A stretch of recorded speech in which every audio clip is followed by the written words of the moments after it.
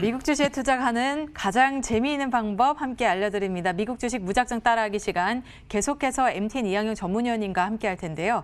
자, 오늘 소개해 주실 주식은 캐터필러라고 쓰여 있네요. 캐터필러 사실 영어로 하면 애벌레라는 뜻이잖아요. 맞습니다. 캐터필러. 네, 어떤 의미를 가진 기업일까요? 맞습니다. 이게 정말 일반 명사가 고유 명사 한 대표적인 얘기가 되겠죠. 물론 어떤 고유 명사가 일반 명사, 일반 동사가 되는 것도 있는데요. 말씀하셨던 대로 캐터필러는 영어로 애벌레인데 애벌레가 이제 이렇게 쉽게 얘기해서 캐터필러 이제 그 궤도 무한 궤도의 그런 거 형상이 돼 갖고 캐터필러라는 이름이 생겼는데요. 마치 말씀드렸다시피 세계 최대 건설 중장비 그리고 가스 엔진, 공업용 가스터빈 제작 이런 관리 그런 회사가 바로 캐터필러가 되겠습니다.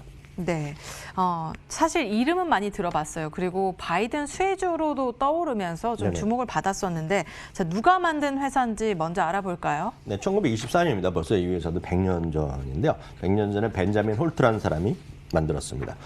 중기 트랙터를 만드는 회사를 만들었는데요.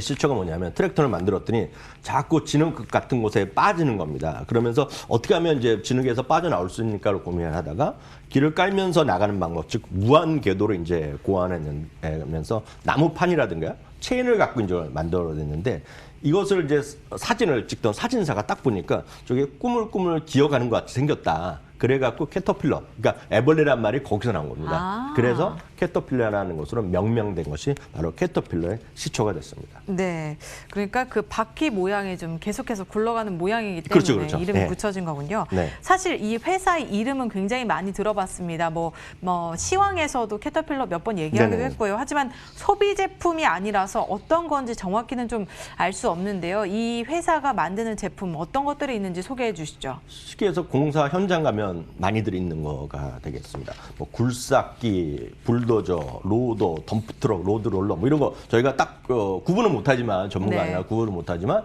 이런 것들이 지금 화면에 보이고 영상에 보이는 것이 대표적인 것이 되겠고요. 그래서 다양한 기록들을 많이 갖고 있는데요. 우리가 보면 보통 트럭들을 뭐 1톤 트럭이다, 뭐 5톤 트럭이다, 뭐 덤프트럭 해갖고 뭐 50톤 뭐 이런 얘기 많이 하는데요. 400톤짜리 초대형 트럭 같은 경우도 있겠고요. 그 중에서도 초초대형 트럭 797 시리즈. 이건 제가 간혹 영상에서 보여드리는 바로 이 화면이 되겠는데요. 거기 사람이 앞에 잠깐 보일 텐데요. 사람이 거기에 올라타 있는 모습. 네, 그게 조그매 보이네요. 보이는 거죠. 운전하면서까지 올라가면 계단 한 2층 반 높이까지 걸어 올라가야 되는 거가 되겠고요. 저 자동차 한 대가 제가 봤더니 대당 가격이 500만 달러입니다. 한국 돈 한 60억 원 정도 저 한 대가 되겠고 더 재밌는 건 타이어가 6개가 아까 그 차에 있거든요. 6개가 있는데 타이어 예를 들어서 우리가 펑크 날 수 있지 않습니까? 그렇죠. 타이어 교체해야 되잖아요. 제가 우습게 말씀드리면 타이어 짝당 하나가 42,500달러.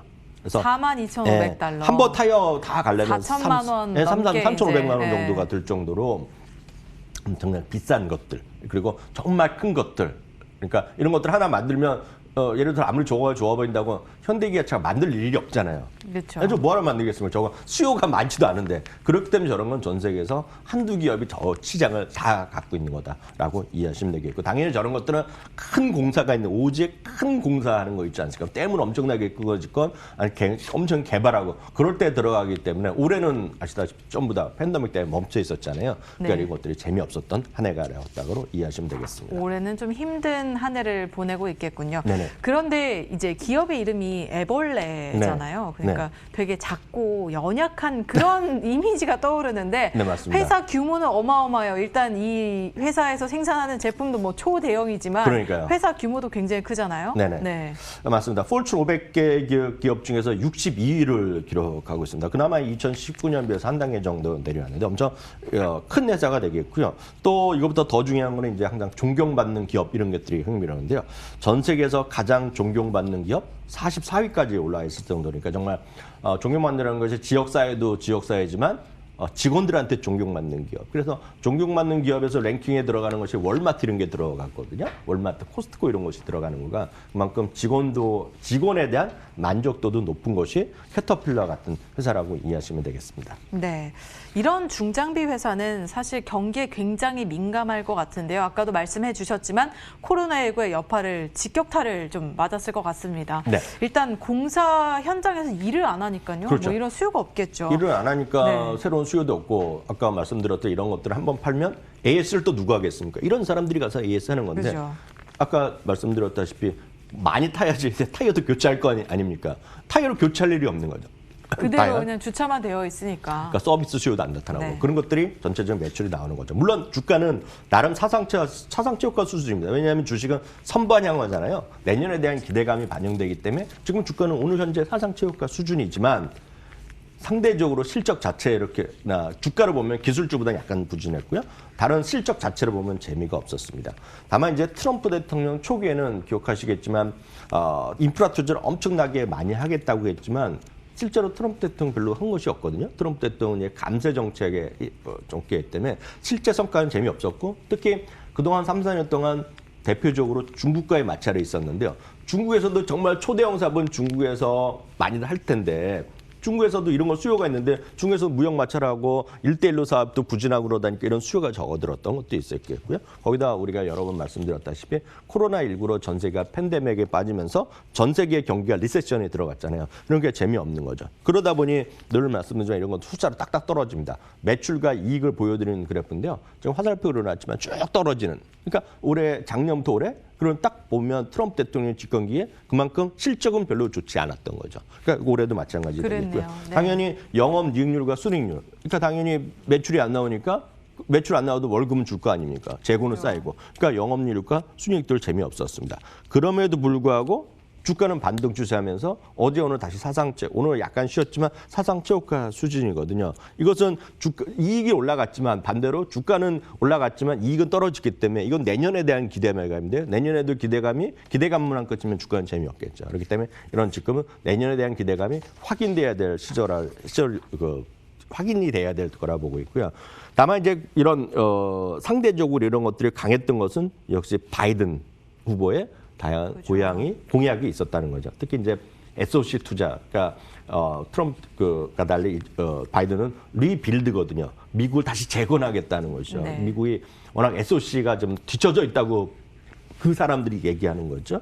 바이든 후보 당시에 3조 달러의 SOC를 적극 투자하겠다는 것을 공약을 했습니다. 물론 이제 3조 달러, 4조 달러도 있고 트럼프 대통령도 얘기했지만 조금 민주당이 많습니다. 다만 최근에 이제 공화당이 상원을 계속 이기면 다수당이 되면 이게 바이든의 당초 공약만큼 안 간다고 하지만 그래도 추세적으로 보면 이쪽에 좀 돈이 갈 거라고. 투자는 할 거다. 투자는 할 거라는 얘기. 규모는 약간 바뀔 수 네. 있지만 그렇기 때문에 크게 봐서는 시장에 대한 기대감이 있겠고요. 아시다시피 이제 그 트럼프 대통령이 제일 싫어했던 언론이 몇 가지 있는데 매번 CNN은 이제 페이크 뉴스라고 얘기했잖아요. 그랬죠. 예, 그래서 한번 기억하시는 분 계시겠지만 첫날 처음에 선거하고 트럼프 대통령 이기는 걸 발표했을 때 혹시 뉴스 보신 분 CNN 앵커들이 정말 초죽음이 된 얼굴들 저는 아주 선명하게 봤는데요. 바로 이제 이기는 부분을 가니까 이런 뉴스가 딱 나오는 겁니다. 이게 뭐가 써 있냐면 이 제목이 CNN이 멀지 않아 인프라가 진짜 개선될 수 있다는 얘기하는 거죠. 이렇게 이제 CNN의 시각이라고 일단 이해하시면 되겠고요. 이런 것들이 캐터필러의 최근의 주가의 강한 흐름. 물론 하루 이틀은 약간 쉬었습니다. 그때요. 네. 초 대통령 선거 끝나고 나서. 그렇지만 주가는 다시 고공행진인데 말씀드렸다시피 미래에 대한 기대감이라고 보셔야 되겠고요. 아마 이제 캐터필러가 우리가 마트에서 직접 사거나 온라인으로 하나 사겠다 주문 택배 받는 게 아니잖아요. 그죠. 그래서 저만 하더라도 로더가 뭔지 불도저가 뭔지 대충 그림은 알지만 뭔지 잘 모르잖아요. 보통. 구분을 하기 힘들죠. 네. 그래서 이런 분들은 어떤 게 좋으냐면 인프라 투자를 한꺼번에 하는 길을 닦는다는 페이브라는 ETF가 있거든요. 그러니까 이런 거가 저는 오히려 더 안전하다고 보고 있고요. 이런 것들도 지금 사상체 효과를 지금 바로 가고 있다고 이해하시면 되겠습니다. 네, 아무래도 바이든 시대가 이제 도래하면서 인프라 투자가 늘어날 것으로 기대되는 부분은 좀 확실하기 때문에 계속해서 뭐 상승세를 이어갈 수도 있다라는 생각도 듭니다.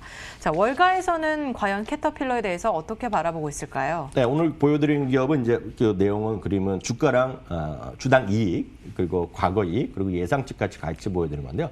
지금 이제 올해까지는 바닥이지만 내년 이후에 주당 이익이 크게 이제 개선될 수 있다라는 그런 전망을 하고 있고 바로 이런 것들이 확인되면 주가는 추세적으로 상승세를 이어져갈 거로 보고 있지만 말씀드렸다시피 아직은 기대감이거든요. 그리고 주가랑 주당 이익이 반대 방향으로 지금 올해는 가고 있기 때문에 지금 보면 전체 의견은 매수견 매수지만 아주 높진 않다. 라고 일단 이해하셔야 되겠고요. 그렇기 때문에 전체적 목표 주가 평균은 지금 가격보다 오히려 아래에 있는 기업이 상당 부분 있기 때문에 지금은 적극적인 공략보다는 말씀드렸다시피 어떤 ETF라든가 조금 기회를 보면서 조금 실적을 내년 충분히 확인해 가면서 매매도 늦지 않을 것 같다 이렇게 정리해 드릴 수 있겠습니다. 네, 꾸준한 실적 개선이 기대되는 캐터필러에 대해서 오늘 알아보는 시간 가졌습니다. 지금까지 MTN 이야경 전문위원님과 함께했습니다. 오늘 말씀 고맙습니다.